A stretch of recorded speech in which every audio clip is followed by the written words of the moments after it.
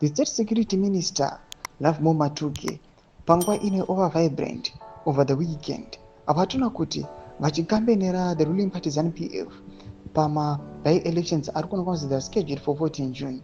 Panguva ina zvinatsoratidza kuti ava the ruling party ZANU-PF is mobilizing ina havasi kana kuda kutombokundikana kana kugondwa muma-by-elections zviri kuonekwa kunzi even in some societies kuma-rural areas they're complaining kuti tiri kungonzi ZANU-PF ikajewa chete munochiona nori pasubscribe or like on the bell icon. Timi namo the ruling party ZANU-PF yende yamuri kuona iyo vanoposta this video ramuri kuona aiwa ZANU-PF yakaunganidza vanhu vanapa vanoendera mberi vanyora vachiti ZANU-PF secretary for security Lovemore Matuke urged the people of Gotu East to safeguard the gains of independence by voting for the ZANU-PF candidate Comrade Zvarivashe Mashungise in the upcoming by-elections scheduled for 14 June.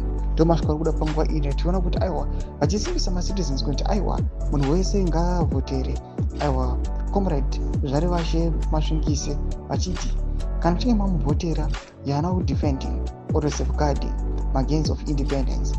Mashoko ari panguva ine iri kuonekwa aiwa as a strategy ishandiswa nethe ruling party ZANU-PF kuti vanovhundutsira vanhu vari kumamisha vachinzi aiwa vhoterai ZANU-PF kuti hondo isadzoka zvakare oro kuti murambe makachengetedzeka musatorwa nzvimbo yenyu kana lendi yenyu.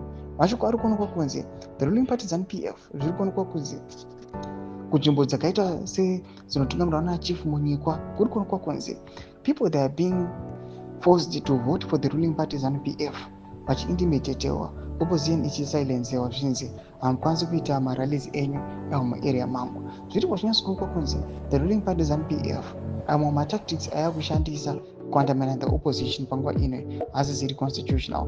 Pinai comment section medu kuti mafunguro enyu munoti kudii pamusoro pechiitiko ichi, or pinai comment section medu kuti mafunguro enyu, subscribe or like, chat on the bell icon.